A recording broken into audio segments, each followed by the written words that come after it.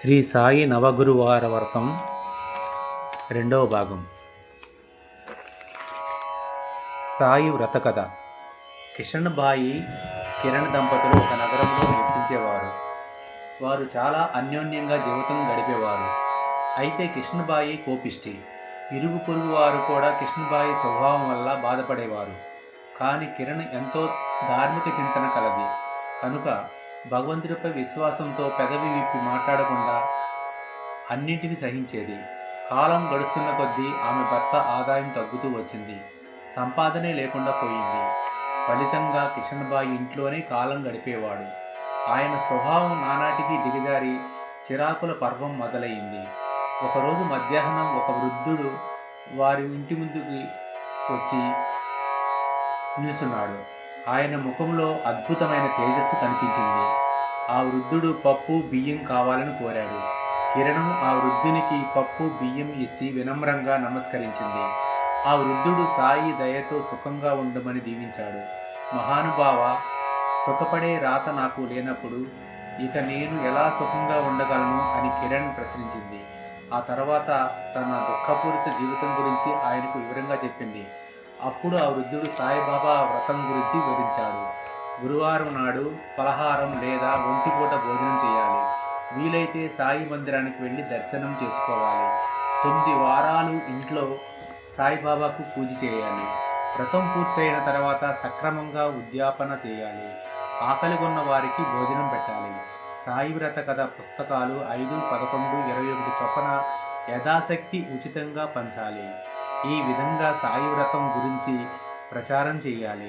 సాయిబాబా నీ మనసులోని కోరికలన్నీ తీరుస్తారు. ఈ కలియుగంలో ఈ వ్రతం మహిమ గలది. ఈ వ్రతం చేయడం వలన కోరికలన్నీ నెరవేరగలవు. సాయిబాబా పట్ల చెక్కు చెదరని భక్తి విశ్వాసాలు ఉండాలి.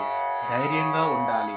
ఎవరైతే నిజమైన భక్తి శ్రద్ధలతో ఈ వ్రతం పూర్తి చేసి యథాయుక్తంగా ఉద్యాపన చేస్తారో వారి కోరికలన్నీ తప్పగా నెరవేరగలవు. కిరణ్ కూడా 9 వారాల పాటు సాయిబాబా వ్రతం చేసి 9వ గురువారం పేదలకు అన్నదానం చేసింది. సాయి వ్రత కథల పుస్తకాలు పంచిపెట్టింది.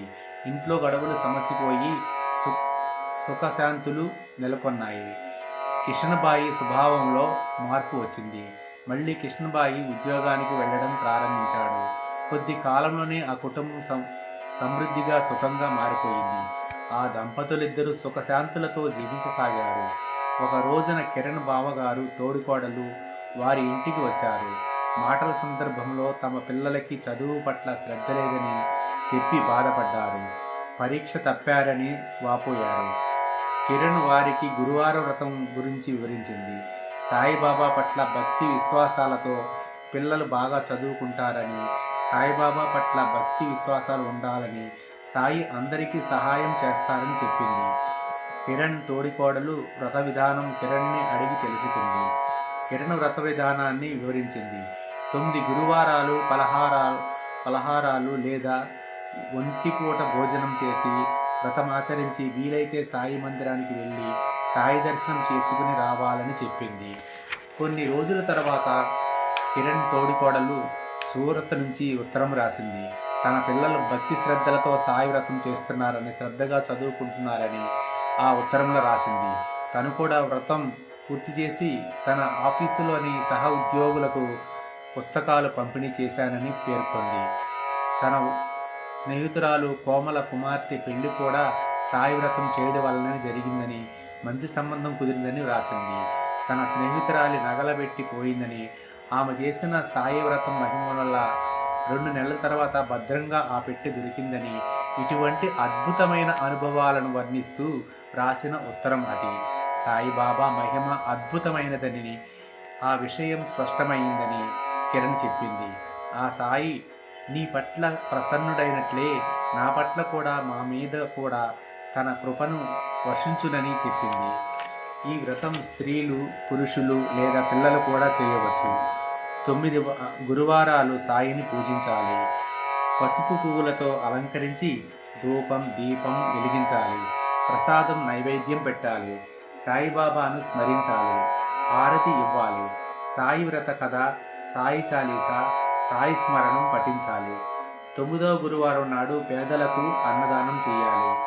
9వ గురువారం నాడు తమ బంధువులకు, ఇరుగు పొరుగు వారికి సాయి వ్రత కథ పుస్తకాలు పంపిణీ చేయాలి అని వ్రత పద్ధతులను వివరించింది. సాయి వ్రత మహిమ అనుభవాలు. మోకాళ్ళ నొప్పులు మాయం. ఎవరికైనా వ్యాధులు వచ్చినప్పుడు సాయిబాబా పేరుని స్మరిస్తే నివారణ కలిగే మార్గం కనిపించి కాలక్రమేణా వ్యాధి పూర్తిగా నివారణ కాగలదు. పానుభాయి మోకాళ్ళ నొప్పులతో బాధపడుతుండేవాడు. కొన్నాళ్ల క్రితం ఫ్రాక్చర్ అయింది. ఫలితంగా మోకాళ్ళలో కొన్ని కణాలు దెబ్బతిన్నాయి. అవి మోకాళ్లలో గుచ్చుకునేవి. డాక్టర్ ఆపరేషన్ చేయాలని చెప్పినా పానుబాయి చేయించుకోలేదు. కొన్నాళ్లకి అతని మోకాళ్ళ నొప్పులు అవే తగ్గిపోయాయి. కానీ మరి కొన్నాళ్లకు మళ్ళీ నొప్పులు బాధ మొదలైంది. కొన్ని రోజుల పాటు నడవడం కూడా మానేశాడు. భరించలేని నొప్పితో బాధపడ్డాడు. సెలవుల్లో ఆయన షిరిడీ వెళ్ళాలనుకున్నారు. అక్కడి నుంచి మరికొన్ని ప్రాంతాలకు వెళ్ళాలనుకున్నారు. కానీ పానుబాయికి అలా వెళ్ళడం అసంభవమైంది. కాళ్ల నొప్పులతో పానుబాయి వెలువెలలాడిపోయాడు. పానుబాయి సాయిబాబా భక్తుడు. ఉపవాసం కూడా చేసేవాడు. కానీ నియమంగా ఎన్నడూ పూజలు చేయలేదు, కథ చదవలేదు. వారి బంధువులు 9 గురువారాల సాయి వ్రతం గురించి వారికి చెప్పారు. పానుబాయి కూడా ఆ వ్రతం చేద్దామని సంకల్పించాడు. ధైర్యం చేసి స్కూటర్ మీద కూర్చుని సాయి మందిరానికి వెళ్ళాడు. షిరిడీకి తనను పిలిపించుకోవలసిందని సాయిని ప్రార్థించాడు. నేను ఈ బాధను సహించలేకపోతున్నాను. నేను మందిరం ముఖద్వారం దగ్గరకు వెళ్ళేలాగా నా నొప్పి తగ్గిపోతే 9 వారాల సాయి వ్రతం నియమానుసారం చేసి ఉద్యాపన చేస్తానని మొక్కుకున్నాడు. పానుబాయి ఇటువంటి అనుభవాన్ని జీవితంలో ఎన్నడూ చూసి ఉండలేకపోవచ్చు. మందిరం వెలుపలికి రాగానే ఆయన నొప్పులన్నీ ఒకసారిగా మాయమైపోయాయి. ఆ తర్వాత వారు మసూరి వరకు తిరిగారు. సాయి దీవెన వల్ల వారికి ఏ బాధ కలగలేదు. బోలో సాయినాథ్ మహారాజ్కి జై. బోర్డు పరీక్షలలో మంచి ఉత్తీర్ణత సాధన. హేమ స్కూల్లో చదువుకునే విద్యార్థిని. కానీ ఆమెకి ఎప్పుడూ చదువు పట్ల శ్రద్ధ కుదిరేది కాదు. ఎలాగో మెల్లమెల్లగా 9వ తరగతి వరకు చదివి పాస్ అయింది. తనకు పాఠాలు గుర్తుండవని ఎప్పుడూ చెబుతుండేది. 10వ తరగతిలో మొదటి 2వ టర్మ్ పరీక్షల్లో హేమ తప్పిందని ఆమె తల్లిదండ్రులు బాధపడ్డారు. ఎవరో చెప్పగా వారు 9 గురువారాల వ్రతం ప్రారంభించారు. ఉద్యాపన పూర్తి చేసిన తర్వాత హేమ జ్ఞాపక శక్తి పెరిగింది. లోగడ ఆమె పట్ల కోపం చూసిన వారు ఆమెను మెచ్చుకోవడం ప్రారంభించారు. సాయిబాబా మహిమ వలన హేమకు బోర్డు పరీక్షలలో 75% మార్కులు లభించాయి. హేమ 11వ తరగతిలో సైన్స్ సబ్జెక్టు ఎంచుకుంది. బోలో సాయినాథ్ మహారాజ్కి జై. కఠిన రోగం మటుమాయం. కాంతకి చెవిపోటు వచ్చింది. మినుకుడు కూడా తగ్గిపోసాగింది. స్పెషలిస్ట్ డాక్టర్కి చూపించినప్పుడు ఆపరేషన్ చేయక తప్పదు అన్నారు. బయాప్సీకి పంపాలని కూడా వారు చెప్పారు. రోగం పేరు విని కుటుంబంలోని వారందరూ భయపడ్డారు. 94 రోజుల తర్వాత ఆపరేషన్ చేసి నిర్ణయించారు. 9 గురువారాల వ్రతం ఉద్యాపన పూర్తి అయిన తర్వాతనే ఆపరేషన్ చేయించుకుంటానని కాంత పట్టుబట్టింది. 9వ గురువారం నాడు వ్రతం పూర్తి చేసి పేదలకు అన్నదానం చేసింది. కాంతం సాయి వ్రత మహిమ పుస్తకాలు పంచిపెట్టింది. ఆపరేషన్ కోసం ఆసుపత్రికి వెళ్ళింది. పరీక్షలను చేసి డాక్టర్ అన్ని నార్మల్ రిపోర్ట్స్ వచ్చాయని కాంతకు నమ్మిపోయిందని చెప్పారు. సాయిబాబా పట్ల కాంతకు భక్తి విశ్వాసాలు మరింత బలపడ్డాయి. బోలో సాయినాథ్ మహారాజ్కి జై. మన్నాబాయి గాజుముక్క. మన్నాబాయికి ఎప్పుడూ మలబద్ధకంతో బాధపడుతుండేవాడు. ఆయన ఉదయాన్నే వేడి నీరు త్రాగేవాడు. ఒకరోజు వేడి నీరు తాగుతుండగా గాజు గ్లాసు పగిలిపోయింది. ఆ గాజు ముక్కలు కూడా మింగేశానేమోనని ఆయనకు హడలిపోయాడు. గాజు ముక్క కోసం అందరూ ఎంత వెతికినా అది కనిపించలేదు. 2 గంటల తర్వాత మల విసర్జన చేసినప్పుడు రక్తం కూడా పడింది. ఆ రక్తస్రావం ఎంతకు తగ్గలేదు. మున్నాభాయి భార్య భయంతో మూర్ఛపోయింది. మున్నాభాయికి ఆందోళన కలిగింది. రాత్రి 1 గంట సమయం మున్నాభాయి సాయిబాబా దగ్గర నిలబడి దీపారాధన చేసి ప్రార్థించాడు. నా రక్తస్రావం తగ్గడం లేదు, చాలా రక్తం పోయింది. నా రక్తస్రావం తగ్గి నా భార్య కోలుకుంటే విధియుక్తంగా నవగురువారాల వ్రతం చేస్తాను అని ప్రార్థన చేశాడు. కొంతసేపటికి మల విసర్జన సమయంలో గాజుముక్క కూడా బయటికి వచ్చేసింది. రక్తస్రావం ఆగిపోయింది. ఆ రాత్రి ఆయన తన భార్యను ఆసుపత్రికి తీసుకువెళ్ళాడు. డాక్టర్ టెస్టులను చేసి లోపల దెబ్బలేమీ తగలలేదని, లేదంటే ఆమెకు ప్రాణాపాయం కలిగేది, బలహీనత మాత్రమే ఉంది, నెమ్మదిగా కొలుకుంటుందని డాక్టర్ చెప్పారు. ఆ తర్వాత ఇంట్లో వారితో సరదాగా ముచ్చట్లాడి డ్యాన్స్ కూడా చేశాడు. మున్నాభాయి మాట తప్పకుండా మున్నాభాయి వ్రతం చేశాడు. వ్రత మహిమను ప్రచారం చేయాలని ఆయన పుస్తకాలు కూడా పంచిపెట్టాడు. బోలో సాయినాథ్ మహారాజ్కి జై. బదిలీ ట్రాన్స్ఫర్ ఆగిపోయింది. ఉద్యోగం చేస్తున్న కమల్ని గోదాపూర్లోని పోకర్ గ్రామానికి బదిలీ చేశారు. ఆమెకు ఆకాశం బద్దలై నెత్తి మీద పడ్డట్టయింది. ఆమె తల్లి ఆరోగ్యం పాడైపోయింది. బదిలీని ఆపించాలని అటు ఇటు పరుగులు పెట్టింది. అధికారులకు తన సమస్యను విన్నవించుకుంది. ఫలితం దక్కలేదు. పైగా 10 రోజులలో కచ్ జిల్లాకి వెళ్ళి ఉద్యోగంలో చేరకపోతే ఆ ఉద్యోగం నుంచి తొలగిస్తామన్నారు. పరిచయం లేని ఆ గ్రామంలో ఒంటరిగా ఉండటానికి భయపడింది ఆమె. ఆ రోజు గురువారం కమలిని స్నేహితురాలు చంద్రిక హృదయాన్ని కమలిని ఇంటికి వచ్చింది. భక్తి శ్రద్ధలతో 9 గురువారాల సాయిబాబా వ్రతం చేయమని కమలిని సలహా ఇచ్చింది. ఆనాటి నుంచి కమలిని నవగురువారాల వ్రతం ప్రారంభించింది. 3వ రోజున జోధ్పూర్లోని మరో ప్రాంతానికి ఆమెను బదిలీ చేసినట్లు ఆదేశ పత్రం కమలినికి అందింది. సాయిబాబా పట్ల ఆమె విశ్వాసం మరింత దృఢమై నవగురువారాల వ్రతం చేసింది. పేదలకు అన్నదానం చేసి ఈ వ్రత మహిమను ప్రచారం నిమిత్తం పుస్తకాలు దానం చేసింది. విధిగా ఉద్యాపన చేసింది. వివాహ మహోత్సవం. సుందరబాయి విద్య నేర్చినవాడు అందగాడు. ఒక న్యాయవాది దగ్గర ఉద్యోగం చేసేవాడు. కానీ ఎన్నాళ్ళైనా అతనికి పెళ్లి కాలేదు. ఏ సంబంధము నిశ్చయం కాలేదు. ఆయన సాయిబాబా భక్తుడు. తరచూ సాయి మందిరానికి వెళ్ళి సాయిని దర్శించుకునేవాడు. కానీ విధియుక్తంగా సాయి వ్రతం మాత్రం చేయలేదు. ఆయన మిత్రులు కూడా సాయి భక్తులే.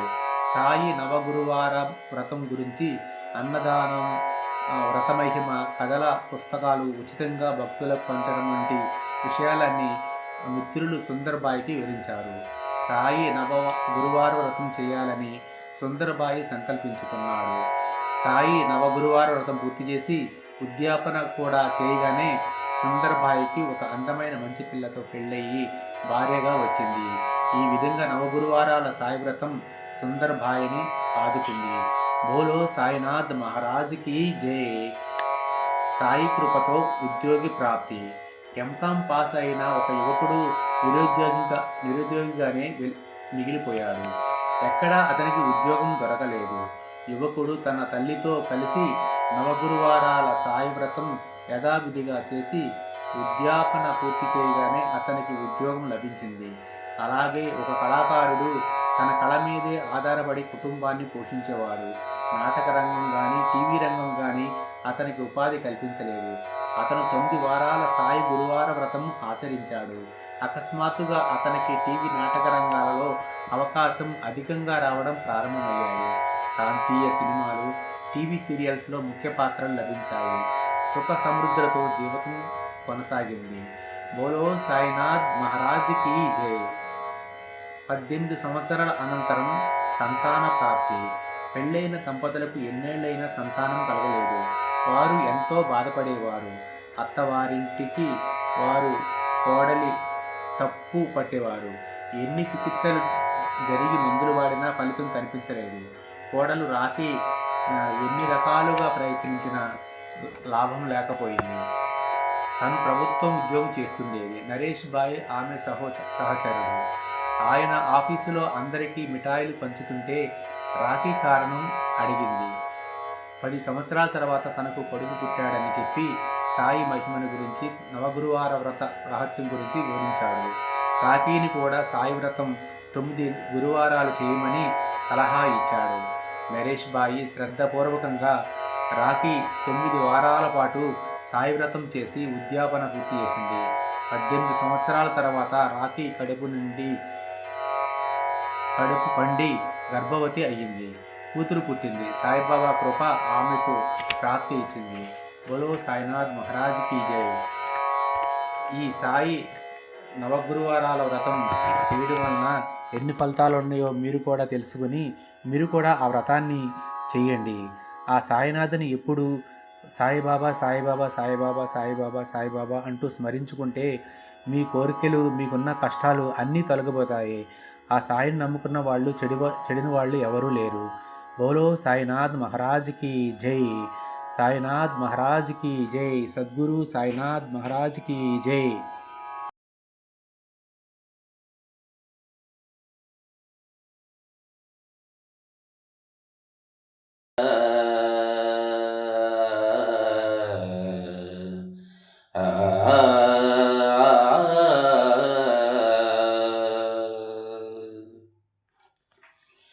ఎంత నీ కొలువను ఓ సాయినాథ,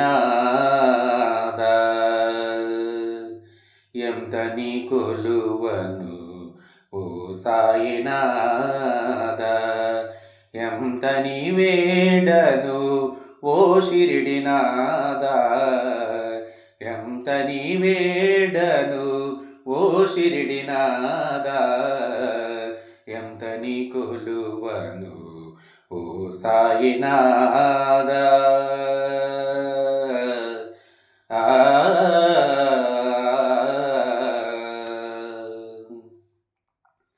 ఎందరినో నీవు కరుణించితివి, కరుణామయుడని బిరుదులు పొందితివి. ఎందరినో నీవు కరుణించితివి, కరుణామయుడని బిరుదును పొందితివి. ఎందరికో నీవు ప్రేమను పంచితివి, ప్రేమమూర్తివని కీర్తిని పొందితివి. ఎందరికో నీవు ప్రేమను పంచితివి, ప్రేమమూర్తివని కీర్తిని పొందితివి. నాపై నీకు ప్రేమ ఏలలేదు, నాపై నీకు కరుణ ఏలలేదు. ఏమిటి నా దోషం తెలుపుము సాయి, ఏమిటి నా లోపం చూపుము సాయి. ఎంత నీ కొలువను ఓ సాయినాథ.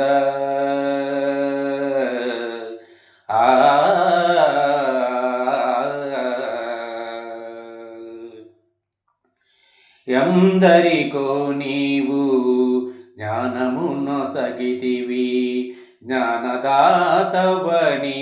ఖ్యాతిని పొందితివి. ఎందరికో నీవు జ్ఞానము నొసగితివి, జ్ఞానదాతవని ఖ్యాతిని పొందితివి. ఎందరికో నీవు సిద్ధులు నొసగితివి, సిద్ధయోగివని పొగిడిరి అందరూ. ఎందరికో నీవు సిద్ధులు నొసగితివి, సిద్ధయోగివని పొగడిరి అందరూ. ఎందుకు నాకు జ్ఞానము నొసగవు, ఎందుకు నన్ను సిద్ధుని చేయవు. ఏమిటి నా దోషం తెలుపుము సాయి, ఏమిటి నా లోపం చూపుము సాయి. శుద్ధ మనస్సు లేదని నీవు మౌనంగా ఉన్నావా, ఆశ మాత్రమే ఉన్నదని అర్హత లేదనుకున్నావా. చెడ్డ గుణములు ఉన్నవని చాటుగా ఉన్నావా, నిండు ప్రేమ లేదని నీవు నవ్వుతూ ఉన్నావా. శరణమయా శరణమయా శరణమయా సాయి దేవా, శరణమయా షిరిడి దేవా.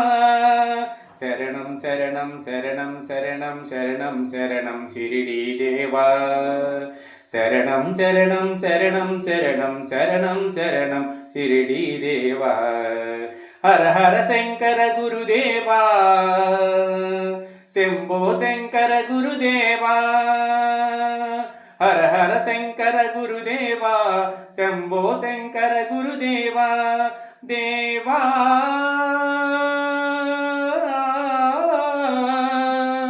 సాయి దేవా షిరిడి దేవా సాయి దేవా షిరిడి దేవా షిరిడి నాద ఎంత నీ కొలువను ఓ సాయి దేవా ఎంత నీ వేడను ఓ షిరిడి నాద శ్రీ సచ్చిదానంద సద్గురు సాయినాథ్ మహారాజ్ की जय।